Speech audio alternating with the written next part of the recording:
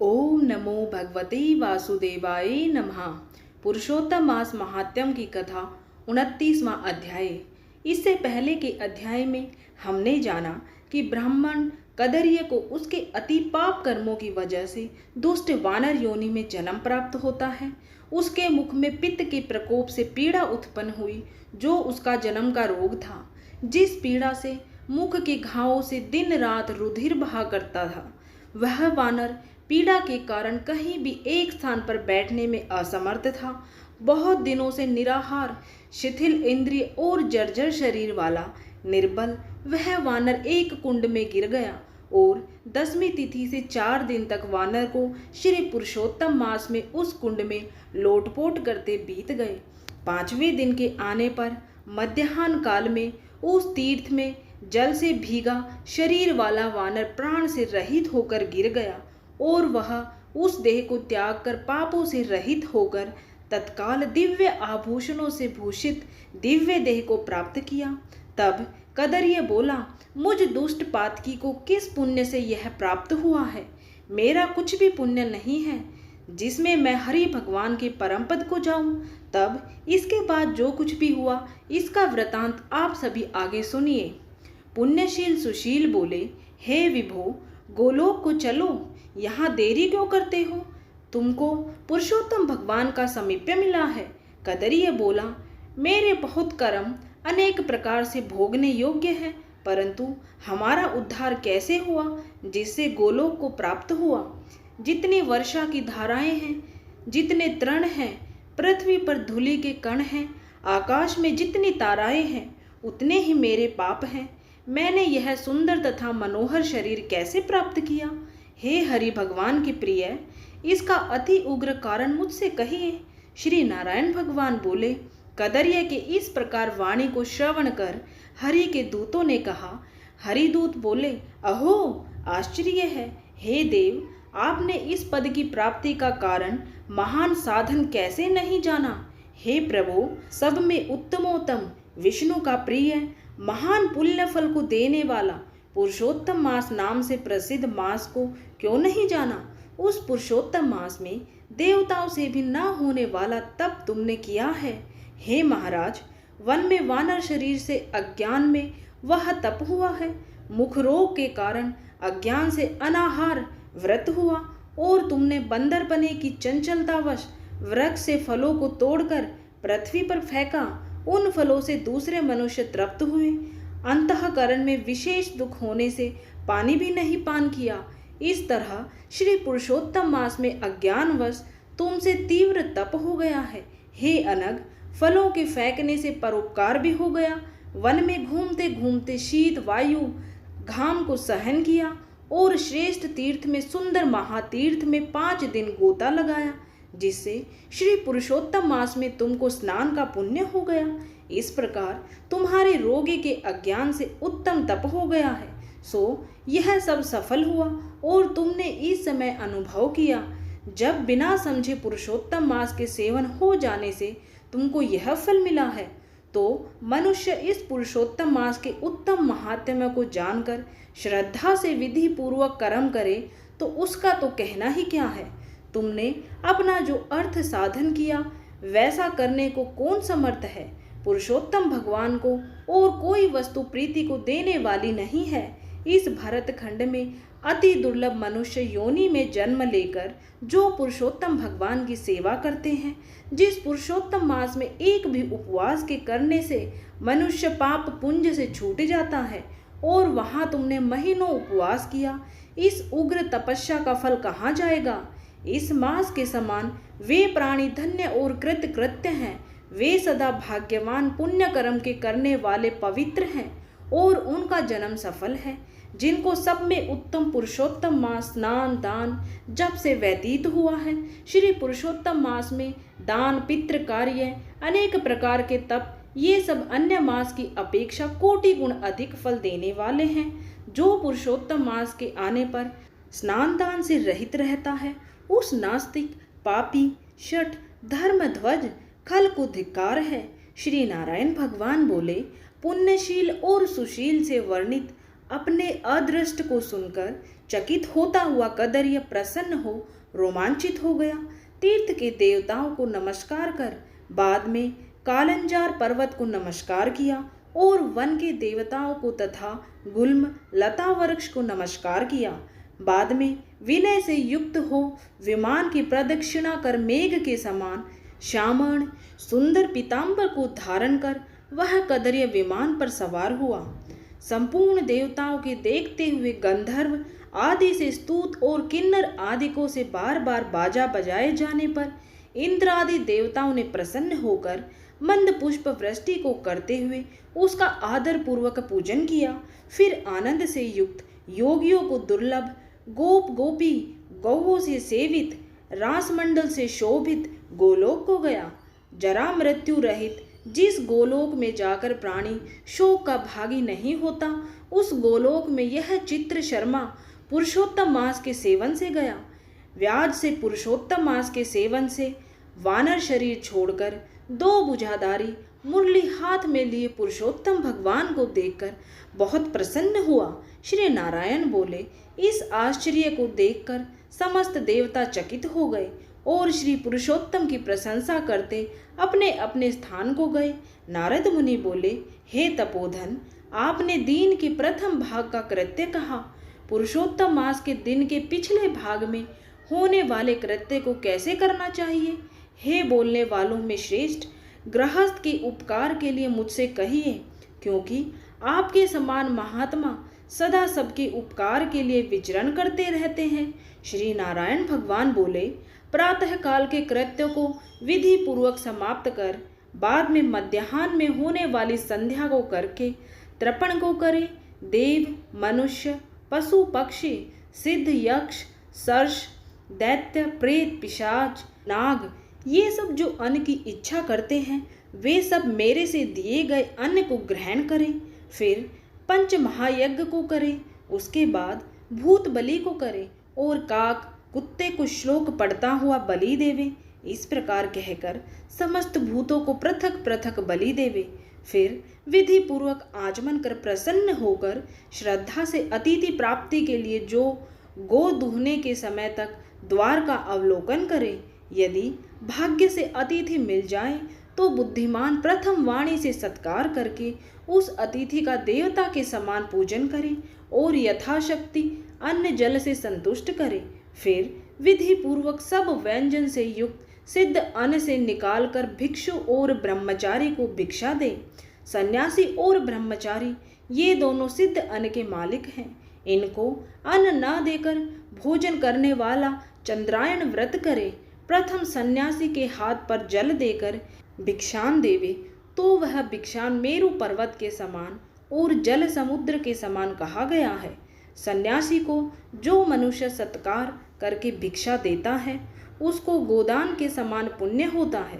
इस बात को यमराज भगवान ने कहा है। फिर मौन होकर पूर्व मुख बैठकर शुद्ध और बड़े पात्र में अन्न को रखकर प्रशंसा करते हुए भोजन करें। अपने आसन पर अपने बर्तन में एक वस्त्र से भोजन नहीं करे।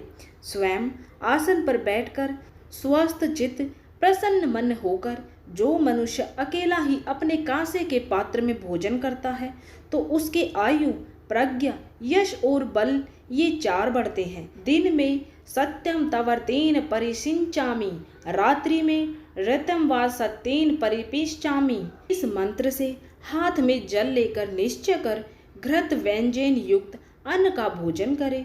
भोजन में से कुछ अन्न लेकर इस प्रकार कहे, भूपतये नमः। प्रथम कहकर भुवन पतये नमः कहे, भूतानाम पतये नमः कहकर धर्मराज की बलि देवे। फिर चित्रगुप्त को देकर भूतों को देने के लिए यह कहे, जिस किसी जगह स्थित भूख प्यास से व्याकुल भूतों की तृप्ति के लिए यथा सुख यह अक्ष अनहावे। प्राणाय अपानाय व्यानाय उदानाय तथा समानाय कहे। प्रणव प्रथम उच्चारण कर अंत में स्वाहा पद जोड़कर घृत के साथ 5 ग्रास जीवा से प्रथम निगल जाएं। दांतों से ना दबाएं। फिर तन्मय होकर प्रथम मधुर भोजन करें। नमक के पदार्थ और खट्टा पदार्थ मध्य में, कड़वा तीखा भोजन के अंत में खाएं। पुरुष प्रथम द्रव्य पदार्थ भोजन करे, मध्य में कठिन पदार्थ भोजन करें, अंत में पुनः पतला पदार्थ भोजन करें तो बल और आरोग्य से रहित नहीं होता। मुनि को 8 ग्रास भोजन के लिए कहा है, वानप्रस्थाश्रमी को 16 ग्रास भोजन के लिए कहा गया है, गृहस्थाश्रमी को 32 ग्रास भोजन कहा गया है और ब्रह्मचारी को अपरिमित ग्रास भोजन के लिए कहा गया है। द्विज को शास्त्र के विरुद्ध भक्ष्य भोज्य को आदि पदार्थों को नहीं खाना चाहिए। शुष्क और बासी पदार्थ को विद्वानों ने खाने के अयोग्य बतलाया है। घृत दूध को छोड़कर अन्य वस्तु सशेष भोजन करें। भोजन के बाद उस शेष को अंगुलियों के अग्र भाग में रखकर अंजलि जल से पूर्ण करें, उसका आधा जल पी जाए और अंगुलियों के अग्र भाग में स्थित शेष को पृथ्वी में देकर ऊपर से अंजलि का शेष आधा जल विद्वान उसी जगह इस मंत्र को पढ़ता हुआ सींचन करे। ऐसा न करने से ब्राह्मण पाप का भागी होता है, फिर प्रायश्चित करने से शुद्ध होता है। रौर्वे पोय नीलिये पद्मार्बुद निवासिनाम आर्थिनामूदकम दत्तमक्ष मुपतिष्ठतु, अर्थात ड्रोरव नर्क में पीप के गड्ढे में पद्म अर्बुद वर्ष तक वास करने वाले तथा इच्छा करने वाले के लिए मेरा दिया हुआ यह जल अक्षय होता हुआ प्राप्त हो। मंत्र पढ़ने के जल से सींचन कर दांतों को शुद्ध करें। आचमन कर गीले हाथ से पात्र को कुछ हटाकर उस भोजन स्थान से उठकर बाहर बैठकर स्वस्थ होकर मिट्टी और जल से मुख हाथ धोकर शुद्ध कर 16 कुल्ला कर शुद्ध हो सुख से बैठकर इन 2 मंत्रों को पढ़ता हुआ हाथ से उदर को स्पर्श करे। अगस्त्यम कुंभकर्णम च शनीन च वडवानलम आहार परिपारकार्थम समरे भदीमम च पंचमम आतापि मारितो येन वातापो च निपातितः समुद्रः शोषितो येन स मे अगस्त्यः प्रसीदतु। अगस्त्य, कुंभकर्ण, शनि, बड़वानल और पंचम भीम को आहार के परिपाक के लिए स्मरण करें। जिसने आतापी को मारा और वातापी को भी मार डाला, समुद्र का शोषण किया, वह अगस्त्य मेरे ऊपर प्रसन्न हो।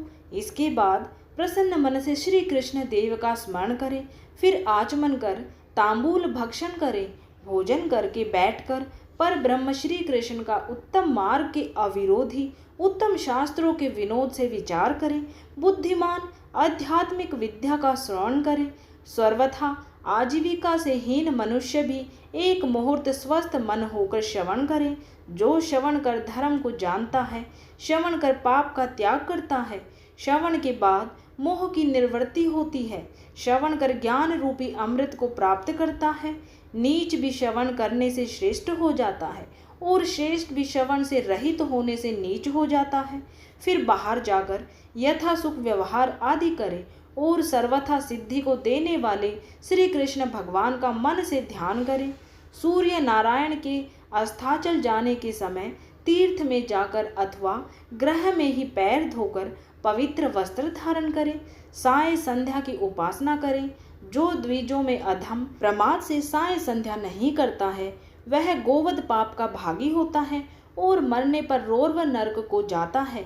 कभी समय से ना करने पर संकट में मार्ग में हो तो द्विज श्रेष्ठ आधी रात के पहले साय संध्या को करे। जो ब्राह्मण श्रद्धा के साथ प्रातः, मध्याह्न और साय संध्या की उपासना करता है, उसका तेज घृत छोड़ने से अग्नि के समान अत्यंत बढ़ता है। सायकाल में सूर्य नारायण के आधा अस्त होने पर प्राणायाम कर आपोहिष्टा इस मंत्र से मार्जन करें और सायकाल अग्निश्च माम इस मंत्र से आचमन करें और प्रातःकाल सूर्यश्च मां इस मंत्र से आचमन करें। पश्चिम मुख बैठकर मौन तथा समाहित मन होकर प्रणय और व्याहृति सहित गायत्री मंत्र का रुद्राक्ष की माला लेकर तारा के उदय होने तक जाप करें। वरुण संबंधी ऋचाओं से सूर्य नारायण का उपस्थान कर प्रदक्षिणा करता हुआ दिशाओं को तथा पृथक पृथक दिशाओं के स्वामी को नमस्कार करें। साय संध्या की उपासना कर अग्नि में आहुति देकर भृत्य वर्गों के साथ अल्प भोजन करें। बाद में कुछ समय तक बैठ जाएं। सायकाल और प्रातःकाल भोजन की इच्छा नहीं होने पर भी वैश्वदेव और बलि कर्म सदा करना चाहिए। यदि नहीं करता है तो पातकी होता है। शाम को भोजन कर बैठने के बाद गृहस्थ आश्रमी हाथ पैर धोकर तकिया सहित कोमल सैया पर जाए। अपने गृह में पूर्व की ओर सिर करके शयन करे। ससुर के घर में दक्षिण की ओर सिर करके शयन करे। प्रदेश में पश्चिम की ओर सिर करके शयन करे, परंतु उत्तर की ओर सिर करके कभी शयन नहीं करना चाहिए। रात्रि सूक्त का जप करे और सुख साई देवताओं का स्मरण कर अविनाशी विष्णु भगवान को नमस्कार कर स्वस्थ चित्त हो रात्रि में शयन करे। अगस्त्य, माधव, महाबली, मुचुकुंद, कपिल, आस्तिक मुनि ये 5 सुखशाही कहे गए हैं। मांगलिक जल से पूर्ण घट को सिर के पास रखकर वैदिक और गरुड़ मंत्रों से रक्षा करके शयन करें। ऋतुकाल में स्त्री के पास जाएं और सदा अपनी स्त्री से प्रेम करें। व्रती रति की कामना से पर्व को छोड़कर अपनी स्त्री के पास जाएं। प्रदोष और प्रदोष के पिछले पहर में वेदाभ्यास करके समय व्यतीत करके फिर दोपहर शयन करने वाला ब्रह्मतुल्य होने के योग्य होता है। यह सब प्रतिदिन के समस्त कृत्य समुदाय को कहा। गृहस्थ आश्रमी भली भांति इसको करे और यही गृहस्थ आश्रम का लक्षण है।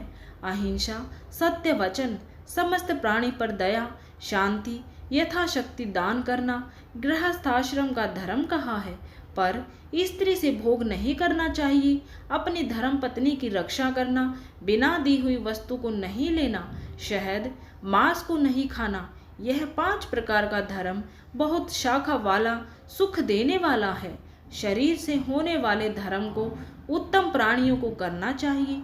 श्री नारायण भगवान बोले, संपूर्ण वेदों में कहा हुआ यह उत्तम चरित्र गृहस्थ आश्रम का लक्षण है। हे मुने, इसको लोक के हित के लिए संक्षेप में लक्षण के साथ आपसे मैंने अच्छी तरह कहा है। इस प्रकार श्री पुरुषोत्तम मास महात्म्य का 29वां अध्याय संपूर्ण हुआ। बोलिए श्री हरि नारायण भगवान की जय। ओम नमो भगवते वासुदेवाय नमः।